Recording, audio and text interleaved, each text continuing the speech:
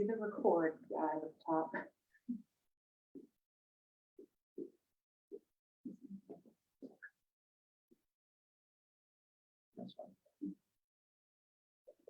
Oh, great. So we are live. Well, happy Tuesday, everyone. Good morning. I am Juliet Abdel, President and CEO of the Westminster Chamber. If this is your first time tuning into any of our videos or on our page, make sure that you like our page, that you follow our page, and that you also share this post with friends and family who might find it of interest. So as you all are aware, COVID-19 series are a variety of webinars that we do in live time with various experts on topics that you can apply to your business, to yourself as an employee, or just home while you're staying in during this time. So a few of our topics in the past have been e-commerce related, some that were stress management related, others that were family and how to create a family-friendly workplace. All of the videos are on our Facebook page, so we will not be taking those down anytime soon. Please be sure to feel free to replay it at any point in time, go back to it.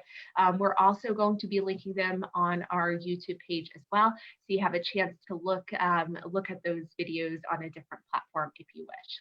So today's topic is fit breaks. So taking breaks to focus on your fitness, on your the physical component and wellness side that we oftentimes forget, especially when we're now so attached to our screens. I feel like halfway in my day, I get done and I'm like, oh my gosh, I didn't drink enough water, or I haven't had my snack. And it's just because we're so situated right here to be as efficient as possible in work that we often are forgetting ourselves. So I have the privilege of working with Empire Fitness here in Westminster. They're active members of our chamber. And the amazing thing about it, outside of the fact that they're a facility to train and everything, are the people that are behind it. And this a duo that's a brother and a sister that are working hand in hand, super inspirational and just really good people. So it is my pleasure to introduce Amanda Weber with Empire Fitness. And Amanda is going to go ahead and introduce her brother and start sharing with us tips. This is an engaging video. So if you see something and you're like, ooh, I would not be able to do that, let us know so we can show you some alternatives. If it's something that you really like, give us a thumbs up, give us some comments. We want the love so we can keep it up. But without further ado, I'll turn this over to Amanda. Thanks, Juliet. Hello, everyone. Good morning. Happy Tuesday. Again, my name is Amanda Weber. This is my wonderful brother, Jeremy. And we are the co-owners of Empire Fitness. We're the owners, trainers, nutrition coaches, a little bit of everything, cleanup crew. So we are very fortunate.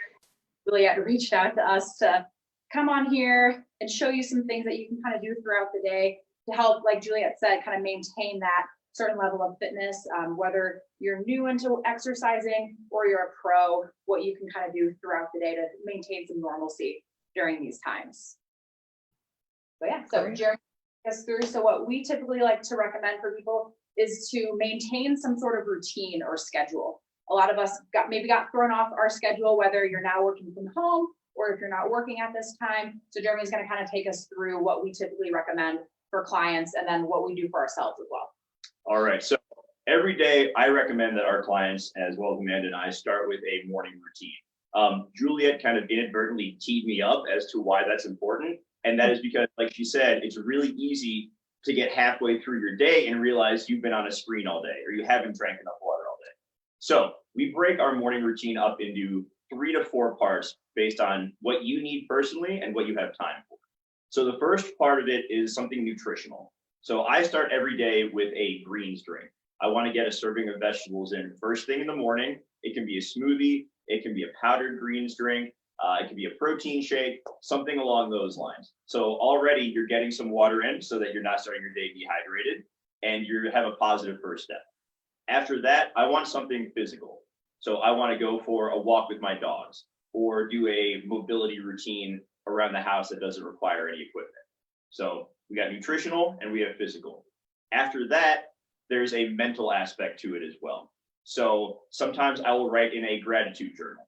These days, if you're on your phone all the time and you're seeing a lot of negative stuff out there, you can get these thoughts in your head that the world is this awful, awful place. Okay, that's not the case. There's still a lot of good going on in the world, even if we can't see it all the time because we're stuck inside. So I want to start off with some morning gratitude, something to be positive about. I become a fan of meditation. And for a lot of people, the idea of meditating, that can almost be stressful in and of itself. So guided meditation is a great place to start.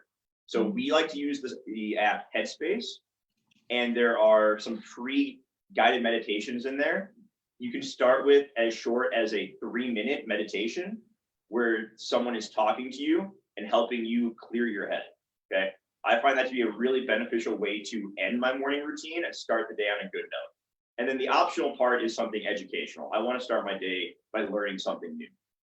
And I feel like once you implement those 3 to 4 morning routines, you start your day off on a positive note. You've already gotten a win to begin your day, and you're setting yourself up for success later on. Not doing something like that, as Juliet mentioned, it becomes harder halfway through the day, like, oh crap, what do I do now? I haven't drank water. I've been sitting at my kitchen table for 5 hours. Oh, my back hurts. Like, starting your day off, and this is a great thing to carry over once we get through this whole COVID crisis. So that's my recommendation for a morning routine. We're going to go into some mobility work with Amanda, unless you all have some questions. Yeah, so I think that was great. So I'm like eating this stuff up because I am exactly like you. I take some time to just decompress right around 5 o'clock. I'm journaling, I'm writing, I'm reading those positive affirmations so you can get out of that negative mindset. It's just so easy for you to fall into it, just with the stats that are out there and everything you're hearing. There are a couple of things I wanted to note. One, you're going to see me sipping on this instead of my my water bottle, but I promise it's sparkling water. It's not soda. So I'm still staying hydrated. We also had a comment about this is awesome. We need this every day from Peter Brissett. So just so you know, you already have a raving fan. Awesome. We have Brian Head who says the photo bomb of the dog is awesome. So I want to touch on, so you have 2 dogs, if I'm not mistaken, and they're always there? Dogs. So here, I'll show you. So This is Maggie. Maggie's our emotional support dog. Okay. Yeah, she comes in and she'll hang out while we're training people. And she really, like, it's not a obviously clinical dog, but she is very good at when people have rest breaks, coming over and shaking her butt at them and bringing a smile on your face. So try to have a dog. And then we also have former Mayor Pro Tem Alberto Garcia. He's tuning in. He says it's a great topic and it's just super easy to neglect fitness over the last few weeks. So any suggestions for staying healthy, definitely needed. So let's do that deep dive. Starting your day with this and, waking up 20 minutes earlier so you can knock these things out, positive note to start your day, right? And your mindset going into the day will dictate everything else that you're doing. So if you start your day off by taking care of yourself and with a positive victory, it becomes a lot easier to make those choices, right? Because it's hard to find motivation right now. It's not about motivation, it's about discipline. So we refer to our morning routine as our daily discipline. So having discipline throughout the day becomes easier when you start your day that way. Yeah. And something as simple as, so one of my personal daily discipline, I start off, first of all, I make my bed. And then I always drink 20 ounces of water before I touch a cup of coffee. Because months ago, I would catch myself waking up and immediately going for coffee. Right. Coffee is not bad for you. I'm not saying that. But what would happen is it would get to be 9:30, 10 o'clock. And I realized I'd maybe had like a couple sips of water. So things like that. So finding kind of what works for you. And we helped kind of customize that for everybody, So some people, if they're not wanting to meditate, we'll find a time, okay, maybe let's try meditating later in the day, or just starting off with the movement, the nutritional aspect, and the educational one. So kind of customizing it for you, because then you're going to get something out of it rather than us just telling you, hey, go do these things, even though they may not be personal for you. You may not want to execute them. Absolutely. All right. Well, I love that. I love the discipline. You guys keep me disciplined with these 11 a.m. Meetings every morning, and it forces me to get dressed and put my makeup on and shower. So I feel like so blessed to do that. I haven't answered the zip button in weeks. So I feel like I need this. So do we, so I know that you guys have picked a few different things that you wanted to kind of show us. So if we wanted to pick up on that, and then as you do each of those, I know you intentionally plan on pausing so we can see if there's any comments, feedback, or thoughts. So I know we've chatted a little bit. I think it was so important to lay the groundwork and the foundation that you all have. Attitude, determination, and goal setting are key during this time. So yeah, let's get it going. Awesome.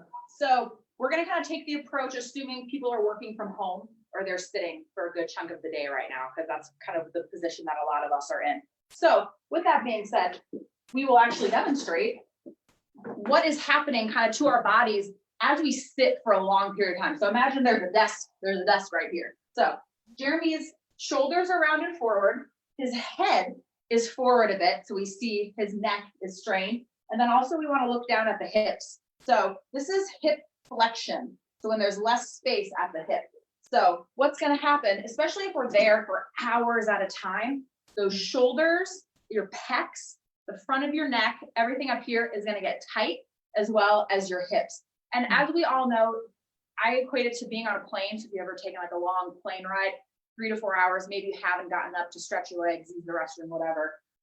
The kind of that's feeling we get. We just feel kind of bundled up and we need to stretch out. So we're going to run through that. So we're going to start with the neck. So we got to kind of start from the top down. So you've probably done this just kind of subconsciously, not even thinking about it. So we're going to start just with some neck movement. So the first, Jeremy's just going to drop his chin. Think about pulling his chin back towards a back wall, and he's going to slowly lower it down. So that means here. So he's getting a nice stretch all along the back of his neck, right there. And then he's going to tip back. So now he's getting a stretch on the front of his neck. And with any of these, you want to go at your pace, at your own comfort level. So maybe you're not able to bring your chin all the way down to your chest. Don't force it. Kind of listen to your body. It'll improve with time. And then another one too, he's going to bring his ear to his shoulder. So his left ear to his left shoulder. What he is not going to do is shrug up his shoulder or teapot down. That's not getting that stretch we want. So we want a nice little stretch on the side of his neck. And again, we're looking for a very light stretch. We don't want any, if you feel any pain or discomfort, stop what you're doing. Pain is not good there. So the next one, we're going to move into what's called a cat-cow, if you've ever done yoga. So we're going to show you a standing version first. So what this is going to do is we're just looking for some movement throughout the spine. So you've been sitting for a couple of hours. Spine hasn't really been doing a whole lot, just been kind of hanging out. So what Jeremy's going to do, he's going to reach his arms out to the side, which is going to give him a nice stretch through his chest. And then he's going to exhale. He's going to round his back and his shoulders, and he's going to pretend like he's hugging a beach ball. Then he's going to get a nice big stretch in his back. You just go back and forth, do 5 to 10 of those. If it feels really good, do a little bit more of them. Yeah.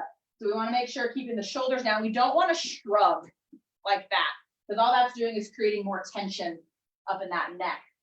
So if you're at your desk, stand up, do a handful of those. There's also a kneeling version of the cat-cow as well, when you're in what's called a quadruped position, so on your hands and knees.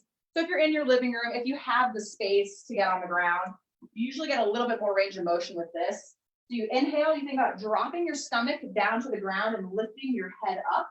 And then as you exhale, you drop your head down and think about reaching the center of your back up towards the ceiling. So again, what we're looking for is just a lot of movement along that spine. And if you feel a real kind of sticky spot that you feel a really good stretch, you can hold that position a little bit longer. Ultimately, just kind of listening to your body and getting into kind of a nice flow. Do we have any questions? I love that. So we have Counselor DeMont who's tuning in. Thanks us for the video. No specific questions, but we've got some pretty good viewers. So I love how simple those were. And I know the last one I did the other night, and I was like, holy moly, like my back just felt so tense. And we carry so much of our stress right here in the shoulders. And I think that was so important that you showed that, we're typing there and all of the stress just is going on the upper part of our back, our shoulders are hunched. Absolutely, absolutely. So going along with that, since we don't have any questions, so when we talk about our shoulders, kind of showing Jeremy here, the shoulder has a lot of components. So you have 3 different muscles in your shoulder that go from the front, the side, and the back. So we kind of think of this whole chunk of your upper body, of your torso as your shoulder. And what your shoulder is a part of is called your thoracic spine. So you probably know you have your cervical, thoracic, lumbar spine. So your thoracic spine has a lot to do with your shoulder health. So what we're going to show a couple different variations, because some people, if you're not able to get into this overhead position with your arm, you don't want to force it. So a basic one, we're going to start off. You can do this at a chair, a couch, a bench, if you have like a piano bench or something like that. So you're going to be in a kneeling position. Your arms are going to be extended, and then, so come up real quick. So we're going to first say Jeremy doesn't have a lot of shoulder mobility. So he has a hard time bringing his arms overhead. So Jeremy may, if you're in that position too, you may feel a big enough stretch all along your upper back with your head elevated a bit. If you're not feeling a big stretch here, what Jeremy's going to do is he's going to sink his chest down towards the ground while keeping his head in a nice neutral position. What we don't want to do is we don't want to like drop our head forward, because all that's doing is mimicking what we already saw earlier on when we were in that seated position. So when Jeremy's down in this position, he's just going to hold that and breathe. So you're going to hear us talk about breathing a lot, when to inhale, when to exhale.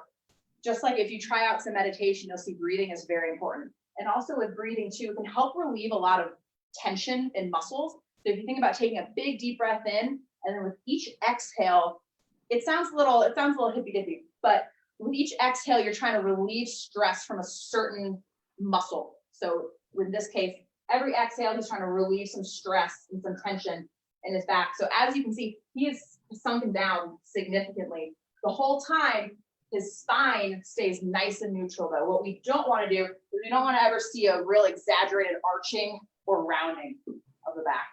So holding that, yep. And then, so that was primarily for the back of his shoulders. Next, we're going to show the front. So you can either do this against a wall, or if you have a door frame, you've probably seen this stretch where you put your forearms on either side of the door frame and kind of sink in. So this is going to help get a nice stretch through the front of his chest and also the front of his shoulders. So what he's going to do is he's going to stand next to a wall, extend that arm out. And again, take this at your own pace. If simply having your arms straight out to the side is enough of a stretch, that's great. That's perfect. There's no right or wrong way to work on some mobility as long as we're doing something. And again, Jeremy's just going to hold here if he feels a good stretch. Again, if there's ever any pain, stop. Discomfort is one thing, pain we do not want. So once again, if you're using the door frame, one thing I catch myself doing and seeing other people doing is letting the shoulders, once again, shrug up as you lean into that door frame. So I think about pulling the elbows down a bit, keeping the shoulders relaxed so that you get that stretch across your shoulder. So once again, when you're here all day, on your computer, on your phone, obviously not driving anywhere because who has to go anywhere at this point, you're going to get tight in the shoulders and pecs, and this is a good one to open that up a bit. And same thing with your head position as well. This is not an ideal position. Ideally, your ears would be in line with your shoulders. So if you're doing this pectoral stretch, you may be able to go further, but all you're doing is jutting your head forward. So you want to keep that head back in a nice straight line, keeping everything nice in line. Mm-hmm. So we mentioned pain whenever you're trying to stretch out, and if it is painful that you stop doing that. Is there an alternative move for those that are unable to open it in that position? Yes. So what you can do, so if we're talking about that pectoral stretch on that, simply laying on the floor and opening your arms up out to the side can be a good stretch. Another thing you can do, so if we kind of pretend the bench is the edge of a couch. Yes, Jeremy's gonna grab the prop for us as well. You can lay on the corner of your bed or a couch with your head on the corner and opening your arms up. And again, just kind of letting gravity do the work as well. If you have a large foam roller or even a smaller foam roller, what you can do is Jeremy's gonna literally lay on it. I'm gonna angle this camera a little bit. He's gonna lay on it. So his spine is directly on top of that foam roller. And again, this is what we call a passive stretch. So he isn't actively doing anything. His arms are just hanging off the side. He's making sure his shoulders are not up close to his ears. You want to keep your ears away from your shoulders. and he's just breathing here. So gravity, again, is doing all the work by opening up his chest. Okay. So that's another alternative as well. So typically we'll see less if there is pain in that door frame stretch, performing that or the one on the bed can help as well. So there's a question that's here that's pretty good. Where did it go?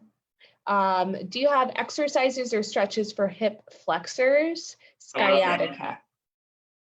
Yes, we are coming up next to that. They're coming up with it, so stay tuned.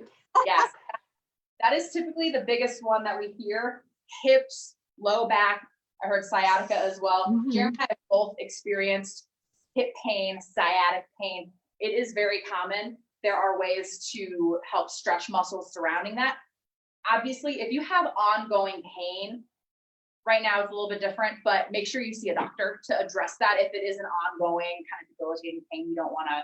Sometimes there is such a thing as stretching too much, and we'll kind of touch on that as well, because a lot of the times you hear it's like, oh, I just have tight hips. So there's a difference between flexibility and stability. So sometimes your hip may be stretched enough, it just may not be strong enough, or it may not be able to perform what we want it to.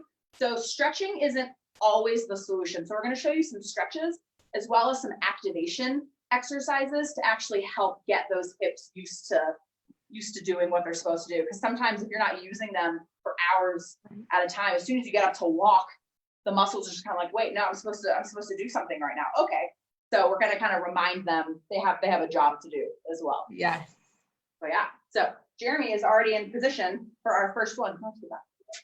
So we're going to start very simple. It's called a half kneeling hip flexor stretch. So he's on the floor. You can put a pillow underneath your knee if that's more comfortable, or if you're on a carpet, it should be okay. So big things here is we want to make sure there's a 90-degree angle at the back knee, and he has a straight line from his knee up to his hip, and then up through his shoulder and ear. So there's a nice straight line. What we don't want is we don't want him leaning forward or also leaning back. Because if we're leaning back a ton, you can see right there his lower back immediately starts to arch. And then we want to look at that front leg. So again, a 90-degree angle at the hip, a 90-degree angle at the knee, and his knee is directly over his ankle. If you feel a stretch in your hip just in this position, which some people do, hold back. If that's enough, because sometimes simply getting into this position, so this is called hip extension, that's enough for some people.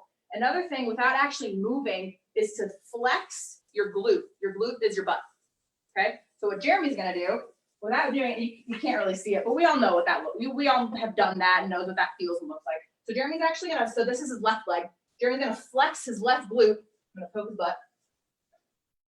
And sometimes that'll add a little bit of a stretch as well. Because when we flex one thing, we're gonna stretch that opposing muscle. So again, if just this position is enough of a stretch, perfect. If it's not, try flexing that glute. If that's not quite enough for you, what Jeremy's gonna do, it's a very small movement. He's gonna slowly shift his hips forward, just a little bit. Again, it doesn't look like a lot, but that small movement, he's feeling a nice big stretch all along the thigh, but then also into that deep hip flexor as well. What we don't want to do, and you probably see this, if you've done it before, it's okay, you're gonna learn. What we don't want to do is we don't want to just shift our entire body forward. That's not doing anything, especially because what we're doing, especially if your chest is going forward and you're bending, we're losing that stretch in that hip flexor. So again, it doesn't look like much. So if he's in the starting position, he's going to shift forward just a little bit. The whole time that front foot stays flat on the ground. You don't want to lift that heel up or anything. So that whole front foot stays flat. His head is back. And you can either hold that position or you can go back and forth, pausing for a second or two at each repetition. Yeah. So a little bit of a more advanced version of this. So once you kind of mastered this as well, we're going to add in a side bend. So there's actually a lot of different components of your hip. And this will also help with some sciatic pain as well. So Jeremy's left knee is down. Okay. So now what he's going to raise his left arm. So what this is automatically going to do is create a little bit more of a stretch going along the side of his body. And then he's going to slowly bend just a little bit over to that right side. So he's getting a stretch, not only more so in his hips, but now he's also getting a big stretch. So your lat, your latissimus muscle, is this big muscle on the kind of side back of your torso. So again, you can either hold that or do repetitions to each side. Make sure you're breathing. Don't hold your breath during these because you'll catch yourself out of breath at the end. Yeah. Any questions before we go to the next I've got one? a comment from Counselor Smith. She loves the information, but she loved the puppy first. So she said, love the puppy and the great information. Oh, feels Keep it up, Jerry. A progression on that is a couch stretch. So you can use a chair or your couch, hence the name. But once you've gotten a good hip flexor stretch just from the half kneeling position, we want you to elevate that back leg. So you can grab either a pillow. This is just an exercise pad we have here. So make sure okay, first of all, if you have any bad knee pain, this may not be for you because what this is doing is this is just flexing that knee a lot more. So of course, if there's any intense knee pain, stick with just the half kneeling version. You can still get a really good stretch.